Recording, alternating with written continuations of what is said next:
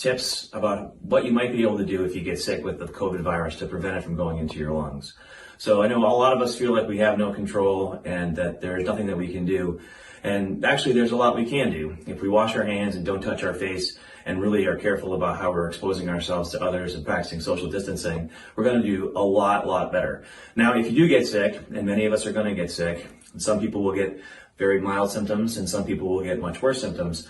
But one of the things that you can do to try to prevent it from getting in your lungs is to practice breathing before you get sick. And then if you do get sick, there's a few things that you really need to think about doing. The way our lungs work is most of it's in the back part of our torso.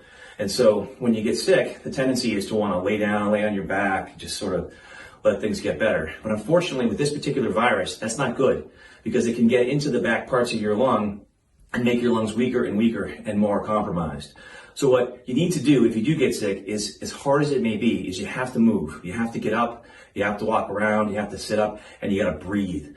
And there's some ways that you can expand your lungs, and there's a lot of different techniques for it. There's a lot of stuff online, but let me give you some examples. So one of the things you can do is several times in a row, take a deep breath in and hold it for 5 seconds like this.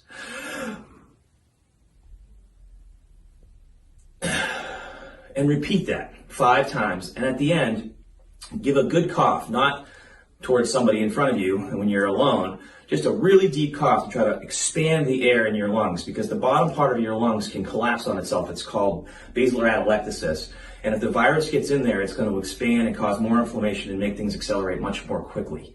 So that's really important that you do that. So I want to just reiterate, breathe, practice it now before you get sick so that your lungs are used to it.